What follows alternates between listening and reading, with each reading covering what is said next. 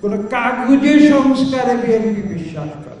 এই জুলাই আগস্টে যে বিপ্লব, সেই বিপ্লবের কৃতিত্বের অধিকারী কোনো একজন মানুষ নয়। যদি আমাকে এই কথা সত্য কথা বলতে দেন, যেটা আমি বিশ্বাস করি, এই মহান বিপ্লবের গৌরবের অধিকারী বাংলাদেশের 18 কোটি মানুষের প্রতিটি মানুষ, যারা গণতন্ত্রে বিশ্বাস করে এবং যে গণতন্ত্রের জন্য 1971 সালে লক্ষ লক্ষ বাংলাদেশের মানুষ, তৎকালীন পূর্ব পাকিস্তানি, তারা জীবন দিয়েছিল। কেননা আমরা উপলব্ধি করেছিলাম যে পাকিস্তানের যে অবকাঠামো, সেই অবকাঠামোর ভেতরে গণতন্ত্র হতে পারে না।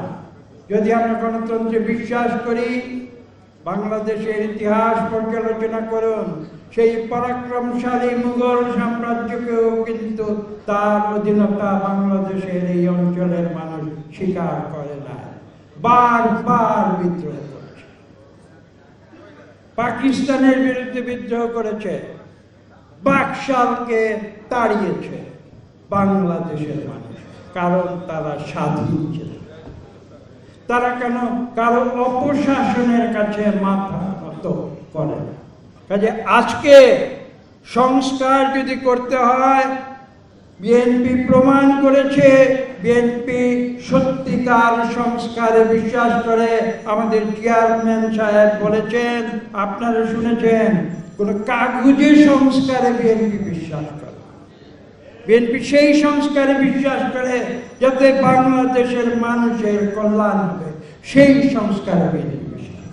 সংস্কার যদি আমি করতে চাই, আমি চিরদিন সংস্কার করতে পারব, তাহলে সেই সংস্কার কখন শেষ হবে? এটা তো কোনো যুক্তির কথা হতে পারে না। সেই সংস্কার শেষ হওয়ার পরে নির্বাচন হবে, এটা কোন যুক্তি? সেই সংস্কার কখন শেষ হবে? সংস্কার তো শেষ হবার বিষয়, সংস্কার হচ্ছে চলমান। এবং এই সরকারকে এটা উপলব্ধি করতে হবে যে নির্বাচনের একটি সুষ্ঠু নিরপেক্ষ নির্বাচনের জন্য যে সংস্কারগুলো অত্যাবশ্যকীয় প্রয়োজন, সেই সংস্কারগুলো সম্পাদন করে একটি সুষ্ঠু নিরপেক্ষ নির্বাচন দিতে হবে। এটা আমার কথা নয়। আপনারা আজকে রাজপথে যান, একজন রিক্সা চালককে জিজ্ঞাসা করুন, একজন দিনমজুরকে জিজ্ঞাসা করুন, একজন মিল শ্রমিককে জিজ্ঞাসা করুন, একজন গার্মেন্টস কর্মীকে জিজ্ঞাসা করুন, এই দেশের তরুণ সমাজকে জিজ্ঞাসা করুন, যারা এই বিপ্লব এনেছে, যারা বলছে যে যারা 5ই আগস্টের বিপ্লব করেছে, তাদেরকে জিজ্ঞাসা করুন, তোমরা ভোটার হয়েছ 18 বছর বয়সে, আজকে পর্যন্ত তোমরা কি একবারও সত্যিকার ভোট দিতে পেরেছ? পারে না। কাজে সেই ভোটের অধিকার বাংলাদেশের 18 কোটি মানুষের মধ্যে 12 কোটি ভোটারকে ফিরিয়ে দিতে হবে।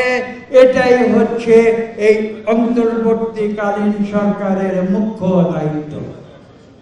সেই ভোটের অধিকার ফিরিয়ে দেওয়ার মাধ্যমে একটি সুষ্ঠু নিরপেক্ষ নির্বাচন হবে, যে সুষ্ঠু নিরপেক্ষ নির্বাচনে সত্যিকার জনপ্রতিনিধিরা একটি সংসদ গঠন করবে এবং সেই সংসদ তখন একটি সরকার গঠন করবে।